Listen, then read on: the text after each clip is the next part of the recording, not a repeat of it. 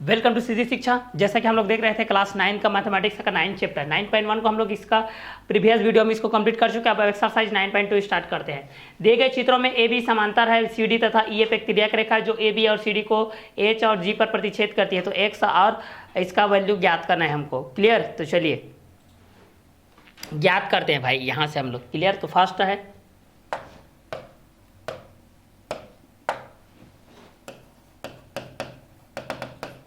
First तक हम लोग ज्ञात करते हैं। यहाँ से देखिए एक्स का वैल्यू को ज्ञात करते हैं यहाँ से हम लोग।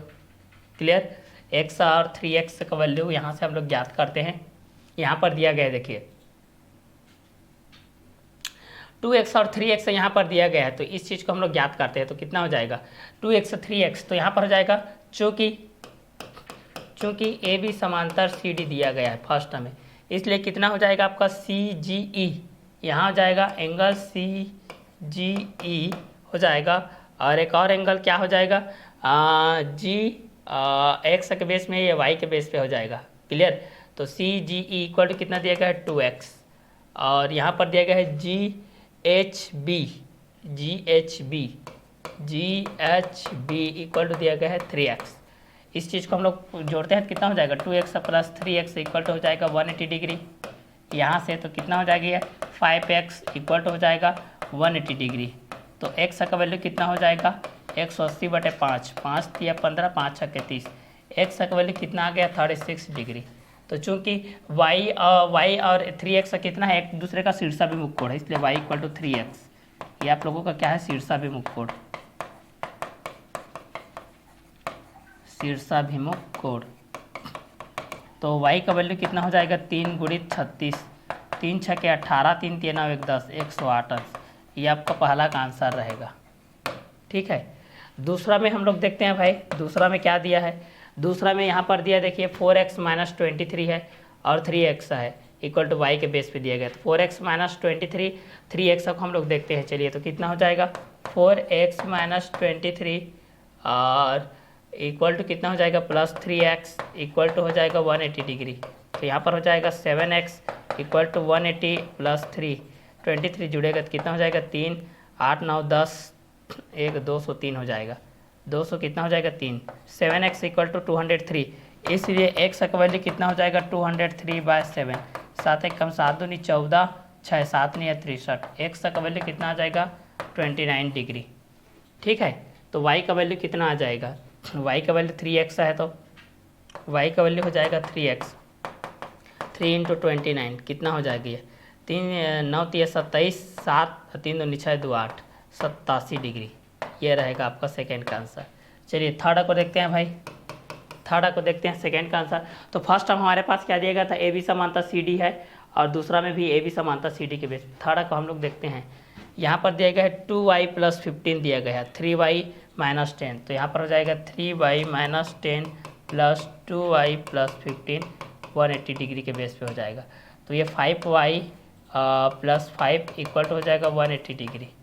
तो y का वैल्यू कितना हो जाएगा, ये 5 इधर आएगा तो 175, 5y इक्वल टू y का वैल्यू हो जाएगा 175/5, 5 3 15 हो जाएगा और 2 5 5 25। y का मान कितना आ जाएगा 35, y का मान 35। तो x का मान कितना आ जाएगा, x का मान आ जाएगा 3y - 10 है, तो 35 गुणित 3 - 10, 35 गुणित 3, तो 35 दूनी 70, 105, 105 में 10 घटेगा तो 95 आएगा।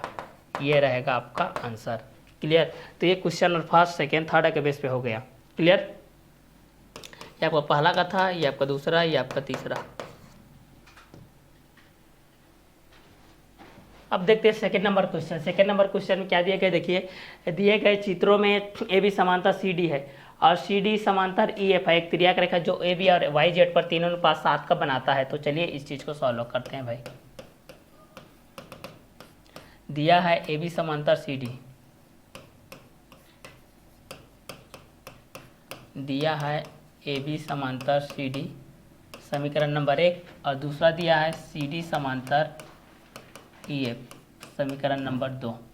एक तिर्यक रेखा जो ए बी पर काटता है, तो y अनुपात z बराबर दिया है 3:7 बराबर मान लेते हैं कि k, इसलिए y बराबर कितना हो जाएगा 3k और जेड बराबर हो जाएगा 7k। चलिए अब यहाँ से इस चीज़ को ज्ञात करते हैं। तो एक्स का मान ज्ञात करना है हमको। तो कितना हो जाएगा, सरल कोण यहाँ पर है तो 3k plus 7k equal to हो जाएगा 180, क्योंकि सरल कोण का मान है।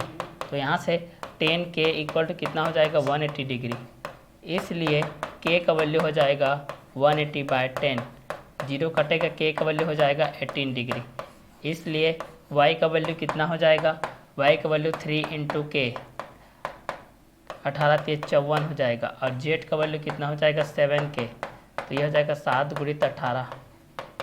ठीक है, 18 × 5 = 90, 18 छक्के 108, 18 सत्ते 18 सत्ते हम लोग इस चीज़ को कर लेते हैं, 7 8 56, 7 5 12, 126। ठीक है, तो हम लोग एक्स का वैल्यू निकालते हैं। तो चूँकि जेड जेड और एक्स एक दूसरे क्या है, कांतर कोण है, तो एक्स बराबर हो जाएगा जेड, इसलिए एक्स का वैल्यू हो जाएगा 126 डिग्री। ये रहेगा आपका आंसर। क्लियर। तो देखिए हमारे पास दिया गया है, दिए गए चित्रों में भी समांतर सी डी है और सी डी बराबर ई एफ है। तो एक तिर्यक रेखा जो कि ए बी और वाई जेड पर इतना एंगल बना रहा है। क्लियर। आगे देखते हैं, दिए गए चित्रों में यदि ए बी समांतर सी डी है और ई एफ लंब है सी डी पर, जी ई डी बराबर 126 अंश है, तो ए जी ई और जी ई एफ तथा एफ जी ए के मान ज्ञात कीजिए। तो चलिए इस क्वेश्चन को हम लोग भी यहाँ पर भी सॉल्व करते हैं। भाई दिया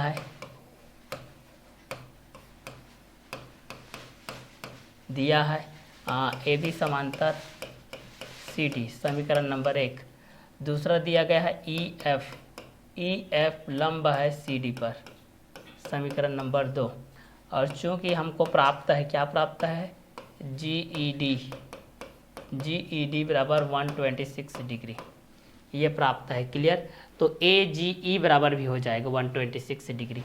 ए जी ई यहाँ पर देखिए, जी ई डी बराबर दिया गया यहाँ पर 126 डिग्री, तो ए जी ई बराबर है तो 126 डिग्री हो जाएगा दोनों के बेस में। तो यहाँ पर कितना हो जाएगा, ए जी ई बराबर हो जाएगा 126 डिग्री। दूसरा अब क्या है, इसका निकालना है जी ई एफ का निकालना है भाई। तो चलिए जी ई एफ का निकालते हैं, कितना होता है, तो जी ई एफ का निकालते हैं एंगल, तो कितना हो जाएगा, ये 126 माइनस 90 हो जाएगा, तो कितना हो जाएगा 36 डिग्री, क्योंकि यहाँ पर 90 डिग्री का एंगल बना है ना समकोण, तो इसका आंसर ये हो जाएगा, ये आपका आंसर, ये जी ई एफ का। दूसरा निकालना है एफ जी ई का, आगे निकालना है एंगल एफ जी ई का। एफ जी ई कहाँ पर है, एफ जी ई, इसका निकालना है। तो इसका निकालते हैं तो उसका हाफ हो जाएगा ये।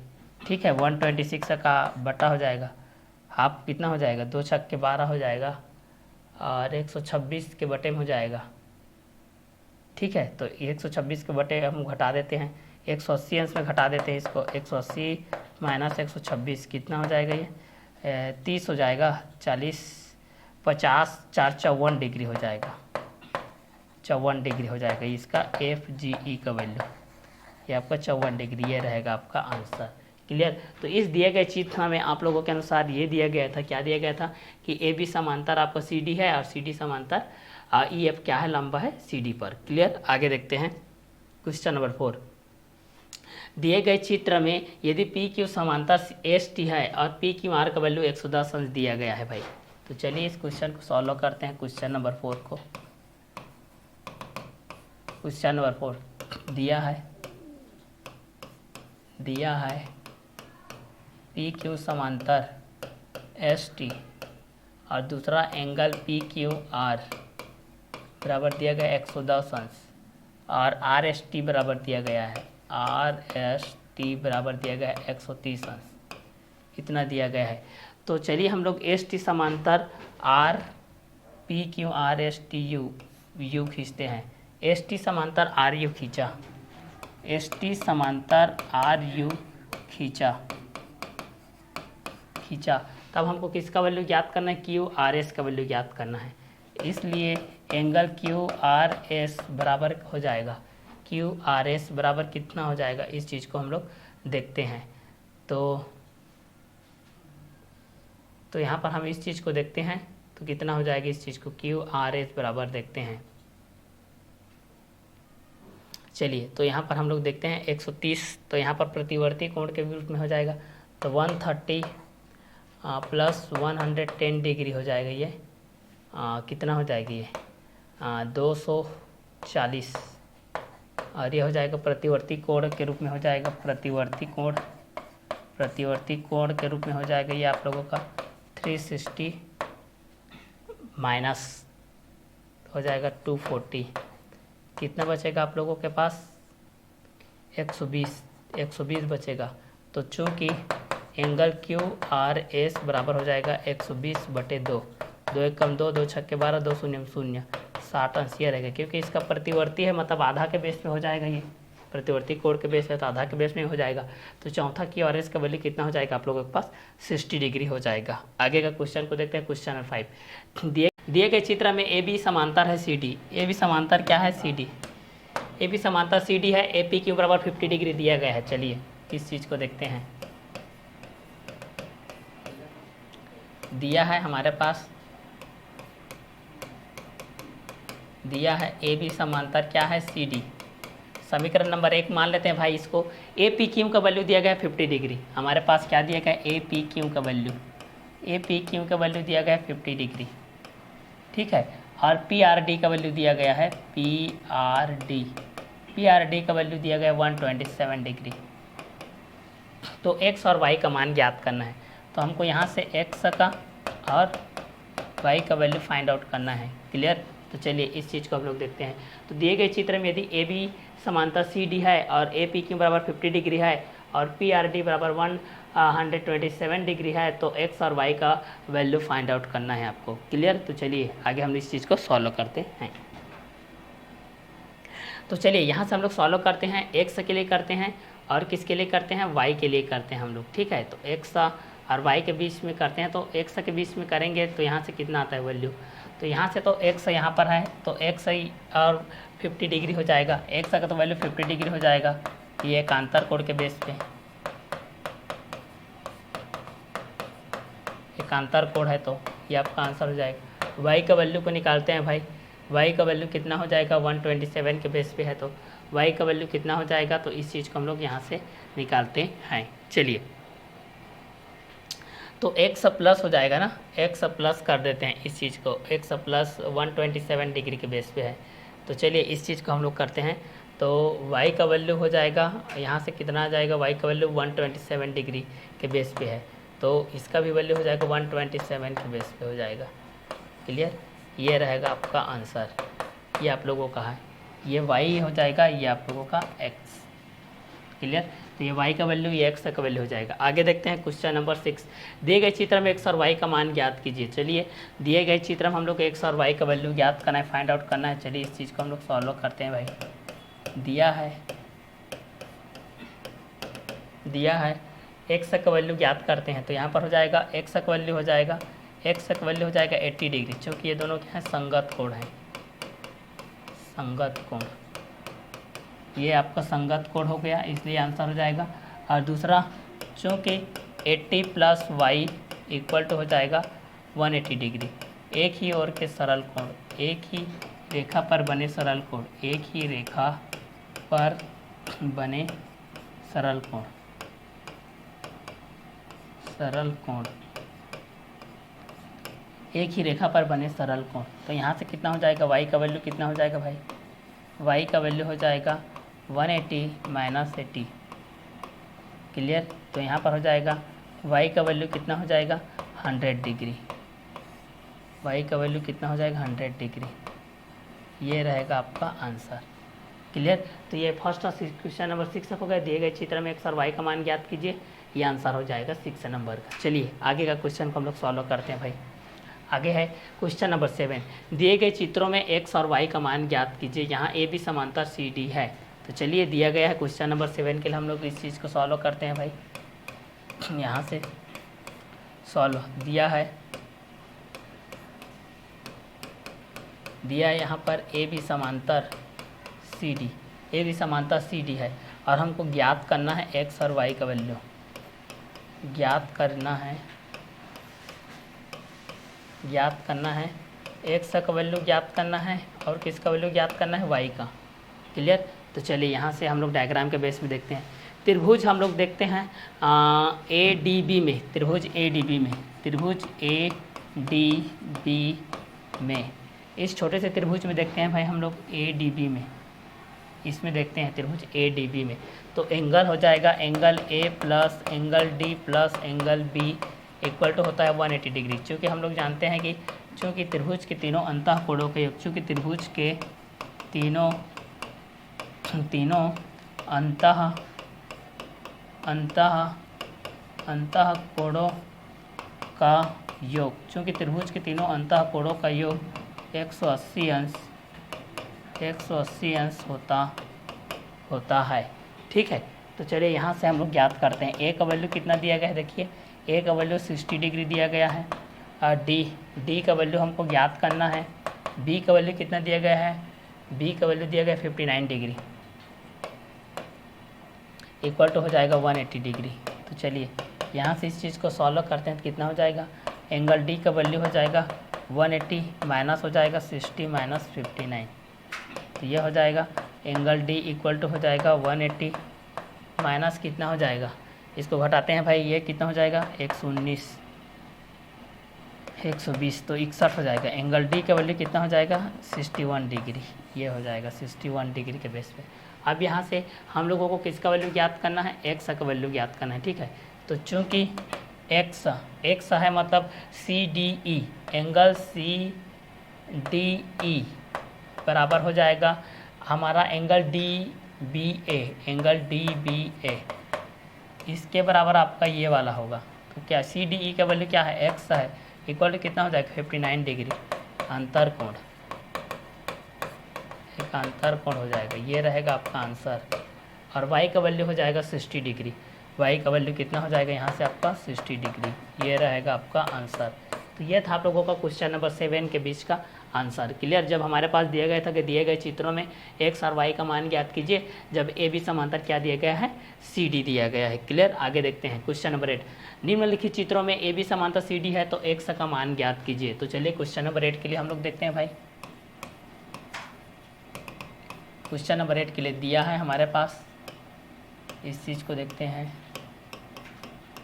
दिया है ए बी समांतर दिया गया है CD, ए बी समांतर CD दिया गया है, ज्ञात करना है एक्स का मान हमको। ठीक है, ज्ञात करना है एक्स का वैल्यू हमको ज्ञात करना है। क्लियर, तो चलिए एक्स का समांतर भी यहाँ पर एक रेखा खींच देते हैं हम लोग, ये चूँकि दिया गया है ए बी समांतर CD, चूँकि ए बी समांतर है CD पर, ये समीकरण नंबर 1 हो जाएगा। तो एक्स का वैल्यू ज्ञात करते हैं यहाँ से हम लोग कितना आता है। क्लियर, चलिए अब यहाँ से हम लोग इस चीज़ को ज्ञात करते हैं। तो यहाँ से कितना हो जाएगा, इस चीज़ को हम लोग ज्ञात करते हैं, तो यहाँ से हम लोग ज्ञात करते हैं तो कितना हो जाएगा, यहाँ से दिया गया है BA। ठीक है, यहाँ पर एक ही अंतर बना है, तो x plus 104 degree plus 116 degree equal to हो जाएगा 360 डिग्री प्रतिवर्ती कोण के बेस पे। x प्लस हो जाएगा 220 डिग्री इक्वल टू हो जाएगा 360 डिग्री। तो x का वैल्यू कितना हो जाएगा 360 माइनस 220, ये हो जाएगा 0, 6 में 4 जाएगा तो 2, 3 में 2 जाएगा तो 104 डिग्री। x का वैल्यू कितना आ गया 104 डिग्री, ये रहेगा आपका आंसर, क्योंकि ये प्रतिवर्ती कोण में बन रहा है, प्रतिवर्ती कोण, ये वाला पहला, ये वाला दूसरा, ये वाला तीसरा। क्लियर, तो एक्स का वैल्यू आ गया 140 डिग्री, ये रहेगा आपका आंसर क्वेश्चन नंबर 8 का। चलिए आगे देखते हैं क्वेश्चन नंबर 9। नीचे दी गई सारणी को पूरा कीजिए। त्रिभुज का नाम, निम्न कोण त्रिभुज, कोणों के माप कितना होता है, 0 से अधिक होता है और 90 से क्या होता है भाई, कम। ठीक है, 90 से कम। न्यून कोण विशेषता अन्य गुण, सम कोण से कम होता है इसका मान। ठीक है, सम कोण से छोटा होता है। एक कोण का मान 90 अंश, मतलब ये समकोण हो जाएगा। जिस कोण का मान केवल 90 अंश हो वह समकोण कहलाता है। ठीक है, इसका मान अधिक कोण से कम होता है, अधिक कोण से कम होता है। अधिक कोण त्रिभुज 0 से 90 से अधिक, 90 से अधिक होता है, 180 अंश से कम होता है। समकोण और न्यून कोण से बड़ा होता है। समकोण और न्यून कोण से क्या होता है? बड़ा होता है, बड़ा होता है। प्रत्येक कोण 60 अंश का, तो समबाहु त्रिभुज, ये समबाहु त्रिभुज, ये समद्विबाहु त्रिभुज होता है। ये आप लोग को क्या होता है भाई? समद्विबाहु त्रिभुज, जिसका दो भुजा आपस में क्या होता है? बराबर होता है। दो भुजा बराबर, दो भुजा बराबर, समद्विबाहु, दो भुजा बराबर। विषमबाहु त्रिभुज प्रत्येक कोण भिन्न होते हैं, प्रत्येक कोण भिन्न होता है, प्रत्येक कोण भिन्न होता है। भुजा असमान होती है, भुजा असमान होती है, इसकी भुजा समान होती है, इसमें भुजा समान होती है। तो न्यून कोण त्रिभुज 0 से अधिक, 90 से कम, समकोण छोटा होता है। समकोण एक कोण का मान 90 से अधिक कोण से कम, अधिक कोण 90 से अधिक 180 से कम, समकोण न्यून कोण से बड़ा होता है। क्लियर? चलिए आगे देखते हैं। इस एक्सरसाइज का लास्ट क्वेश्चन है क्वेश्चन नंबर 10। दिए गए चित्र में पी क्यू आर एस दो दर्पण है जो एक दूसरे के समांतर रखे गए हैं। आपतित किरण ए बी दर्पण पी क्यू से बी पर टकराती है और परावर्तित किरण पथ बी सी से गुजरते दर्पण आर एस के बिंदु सी पर टकराती है, तो सी डी की दिशा में प्रतिरोध सीधे कीजिए के बी समांतर सी डी है। ठीक है, चूँकि दिया गया है, चलिए सॉल्व कर लेते हैं भाई इस चीज़ को। चूँकि दिया गया है, चूँकि पी क्यू समांतर है आप लोगों का आर एस, समीकरण नंबर 1। ए बी आपतित किरण है, ए बी आपतित किरण है, आपतित किरण, क्लियर। और सी डी क्या है? परावर्तित किरण, परावर्तित किरण, क्लियर। तो यहाँ पर हो जाएगा ए बी आपतित किरण है, तो ए बी समांतर क्या हो जाएगा यहाँ पर? C D. चूँकि पी क्यू पर ए बी आपतित है, ए बी आपतित है और आर एस पर सी डी आपतित का काम कर रहा है। आपतित है, फिर निर्गत है, फिर निर्गत होती है, फिर निर्गत होती है, इसलिए ए बी समांतर क्या हो जाएगा? C D. क्लियर? यही हमको क्या करना था? प्रूफ करना था। इतने में आप लोगों की एक्सरसाइज कंप्लीट होता है। नेक्स्ट वीडियो लेक्चर में हम लोग मिलते हैं नेक्स्ट एक्सरसाइज के साथ। Okay bye, have a nice day.